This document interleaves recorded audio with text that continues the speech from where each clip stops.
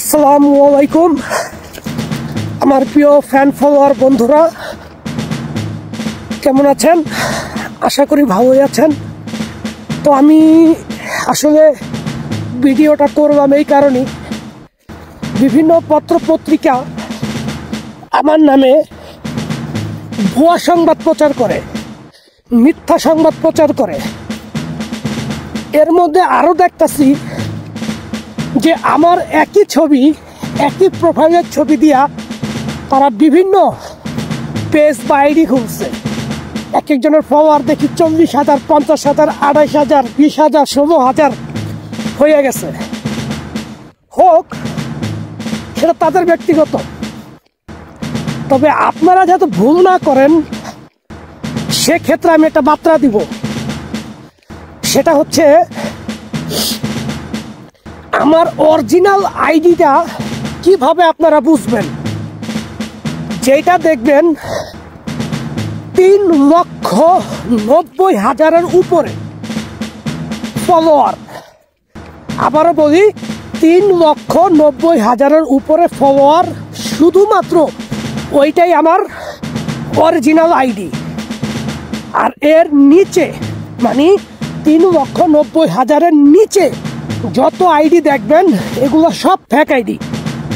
যদি আমাকে ভালোবাসেন, যদি আমাকে আপনারা পছন্দ করেন বাংলাদেশের নাগরিক এবং আপনাদের প্রিয় ভাই বন্ধু হিসেবে বা আপনাদের প্রিয় সন্তান হিসেবে, তাহলে ওই ধরনের ফেক আইডিগুলো আপনারা রিপোর্ট মারবেন।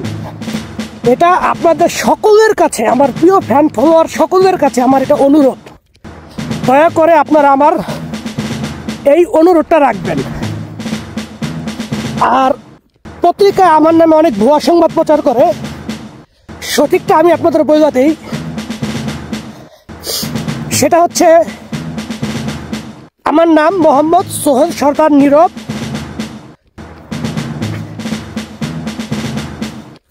আমি ঢাকা 1204 গ্যান্ডারিয়া জুরাইন মুরাদপুরে জন্ম হয়েছে এবং এখানে আমার বাল্যকাল, ওইখানে আমার সমস্ত বন্ধু বান্ধব। তো 2005 সালে আমি এসএসসি পরীক্ষা দেই এবং পরীক্ষায় পাশ করে 2005-এই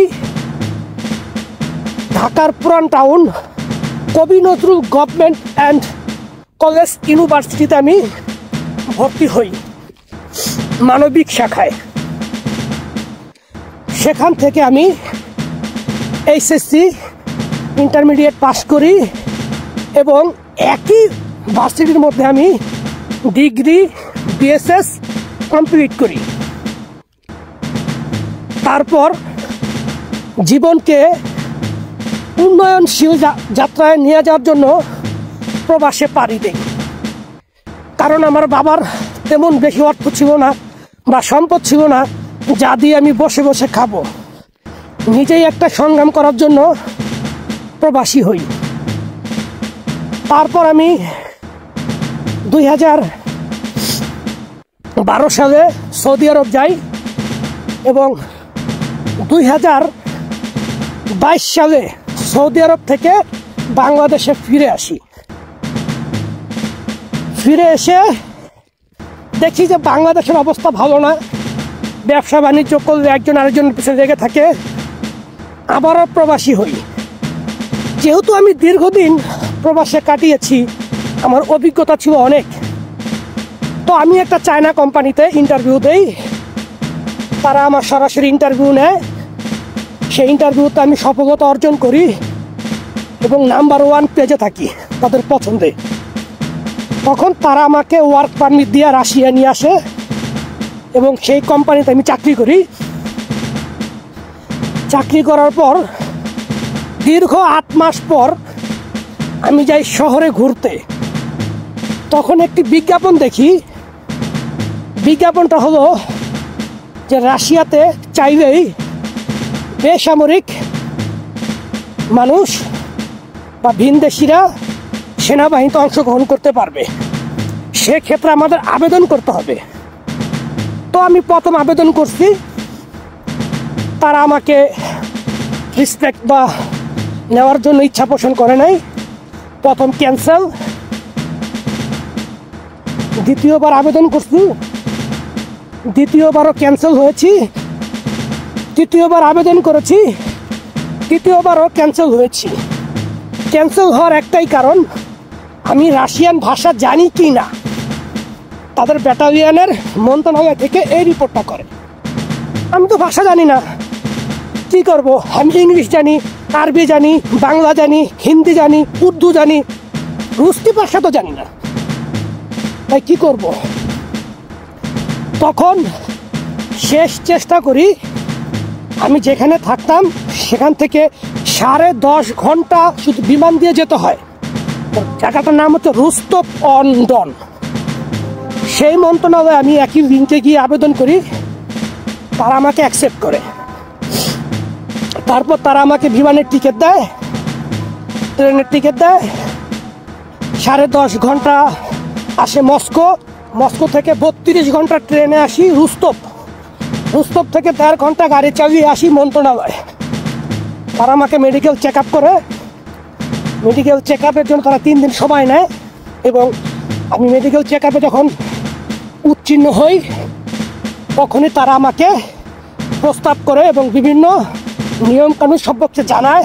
এবং আমার সেনাবাহিনীতে ঢুকলে আমার অবশ্যই সেনাবাহিনীর অনেক কাজ আছে, সেই কাজ করতে হবে। আমি তাদের সমস্ত শর্ত নিজ ইচ্ছায় রাজি হয়েছি।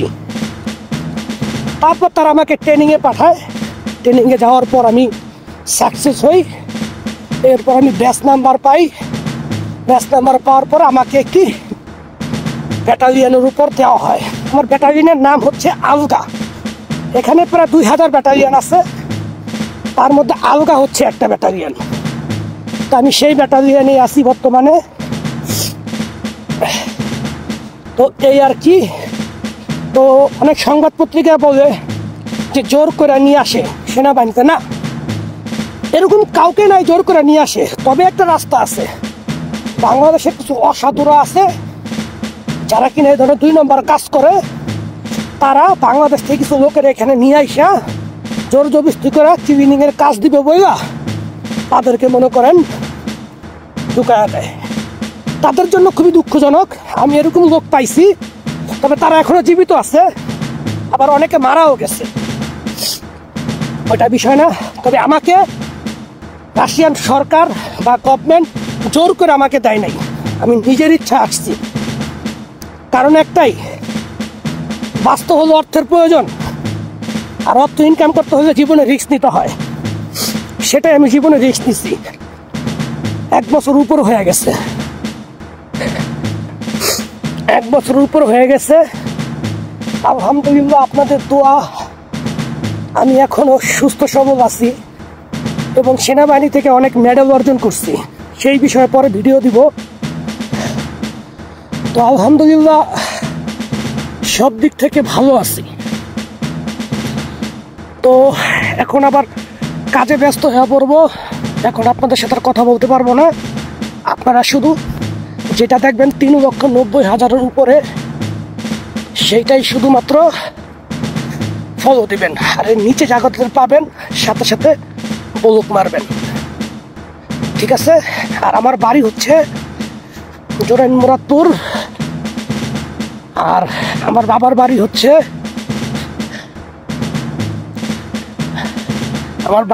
হচ্ছে মাদারীপুর শিবচর থানা অন্তর্ভুক্ত। বাস এতটুকুই। আমার বন্ধু যুদ্ধ করে আসলো এই মাত্র বাড়ি। Что сказать? Я душный. Это Уголек, мой друг. Я из России. Победа будет за нами. ময় কমান্ডার, এ হচ্ছে আমার কমান্ডার। দেখেন, এ হচ্ছে আমার কমান্ডার। সে আমাকে অত্যাধিক ভালোবাসে। তাদের ভাষা হচ্ছে ইয়া তেবে গুবলু। Я тебя тоже. কমান্ডার, Давай, аккуратно.